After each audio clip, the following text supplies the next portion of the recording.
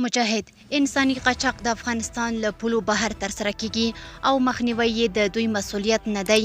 سلام ستړي مشي، وخت مو په خیر. په موکړی د امپراتور ټي وي چینل څخه تازه او مهم خبر ته.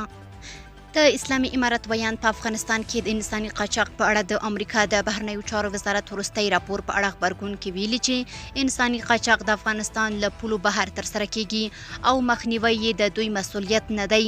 د اسلامي امارت ویان ذبیح الله مجاهد په افغانستان کې د انساني قاچاق په اړه د امریکا د بهرنیو چارو وزارت راپور په اړه خبرګون کې پرون شنبه د خبرګون 28مه په یو ټویټ کې ویلي چې انساني قاچاق د افغانستان له پولو بهر ترسره کیږي او مخنیوي یې د دوی مسؤلیت نه دی. مجاهد همدارس زیاته کړې چې په افغانستان کې څوک د انسان د قاچاق په جرم ونیول شي نو مجازات کیږي او دا راپور یې د لویدیځ بې ځایه پروپاګند بللی. د امریکا د بهرنیو چارو وزارت په خپل کلني راپور کې د خبرګون 25مه خپور شوی او افغانستان د هغو 11 هیوادونو په ډله کې راغلی چې حکومتونه یې د انسانانو د قاچاق د حکومت په چارو کې اجباري کار، په دولتي کمپونو کې د ماشومانو جلب او د ناوړه جنسي استفادې په برخه کې پالیسۍ او مستندې طرحې لري. مجاهد د دې راپور په خبرګون کې ویلي چې انساني قاچاق د افغانستان له پولو بهر ترسره کیږي او باید دوی مخنیوي وکړي.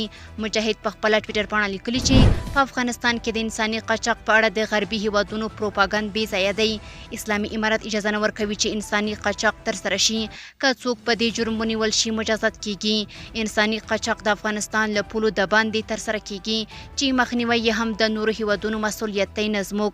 د امریکا د بهرنیو چارو وزارت په ټوله نړۍ کې د انساني قاچاق په اړه کلنی راپور خپور کړی چې له مخې افغانستان، روسیه او چین د انساني قاچاق له پلوه د نړۍ تر ټولو بد هیوادونه دي. مجاهد د دې راپور په خبرګون کې ویلي چې انساني قاچاق د افغانستان له پولو بهر ترسره کیږي او باید دوی مخنیوي وکړي.